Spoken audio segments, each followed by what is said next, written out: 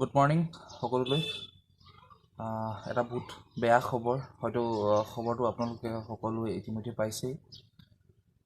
Corona virus নামটো এতিয়া আৰু নজনা কোনো নাই, সকলোৱে নামটো জানিছেই।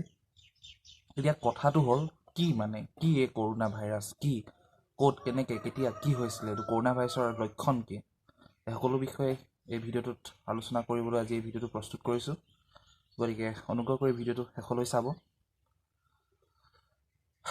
কৰোণা ভাইৰাছ চীনত আজি জানুৱাৰী মাহৰ 1 তাৰিখৰ দিনা চীনত এই ভাইৰাছটোৰ প্ৰথমে চিনাক্ত কৰা হৈছিলে।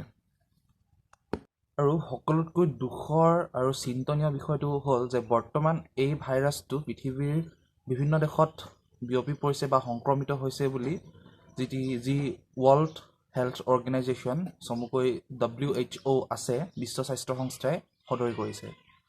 আৰু চীনত বৰ্তমানলৈকে দেওবাৰলৈকে এই বেমাৰটোত মৰা মানুহৰ সংখ্যা, মৃত্যু হোৱা মানুহৰ সংখ্যা 249লৈকে বৃদ্ধি পাইছিলে। আৰু আজি এতিয়া মই ভিডিঅ'টো সোমবাৰে কৰি আছোঁ, তো আপোনালোকে চাগে সোমবাৰে চাই আছে ভিডিঅ'টো, যদি মই আজি আপলোড কৰিব পাৰোঁ। তো আজি বৰ্তমানলৈকেতো নাজানো, কিন্তু দেওবাৰলৈকে কালিলৈকে 249 নে 259 অলৰেডি মানুহৰ মৃত্যু হৈ গৈছে চীনত।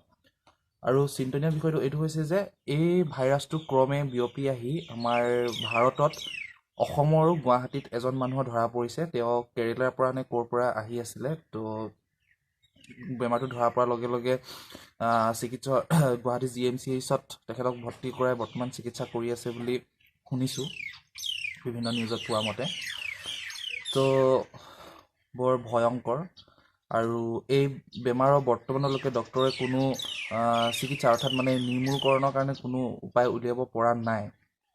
চীনেও অহৰহ চেষ্টা কৰি আছে।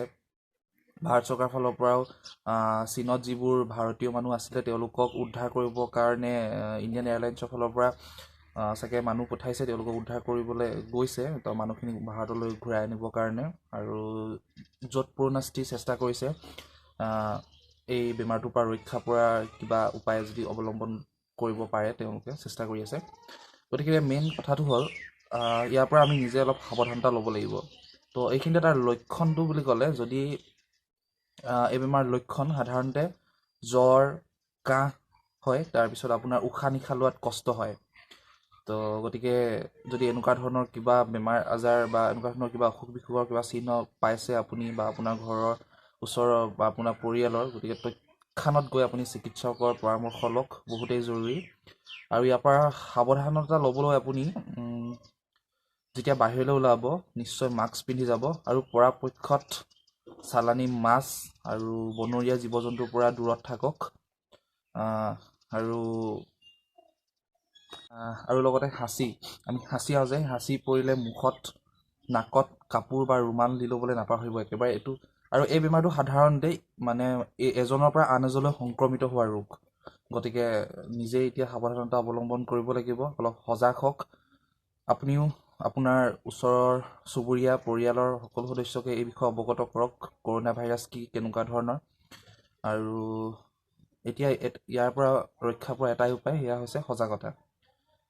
গতিকে নিজে অলপ সাৱধান হ'ব লাগিব, এতিয়া উপায় নাই। গতিকে আশা কৰিছোঁ যিটো ছায়েন্সৰ যুগ, নিশ্চয় কিবা ইয়াৰো নিৰ্মূলকৰণৰ কাৰণে ওলাব, দৰৱ পাতি চিকিৎসা যি কি নহওক। বৰ্তমানলৈকে যিহেতু একো নাই, গতিকে আমি নিজে সাৱধানতা ল'ব লাগিব। গতিকে সকলো সজাগ হওক, তাৰ কাৰণে এই ভিডিঅ'টো প্ৰস্তুত কৰিলোঁ। ভিডিঅ'টো চাই কেনেকুৱা পালে জনাব, যদি ভাল পালে লাইক কৰিব, কমেণ্ট কৰিব। আৰু এই কথাখিনি যদি আন কোনোবাই জানিলে কাৰোবাৰ কিবা উপকাৰ হয় বুলি আপুনি ভাবে, গতিকে ভিডিঅ'টো শ্বেয়াৰ কৰিবলৈ নিশ্চয় নাপাহৰিব। এয়াই আজিলৈ, ধন্যবাদ।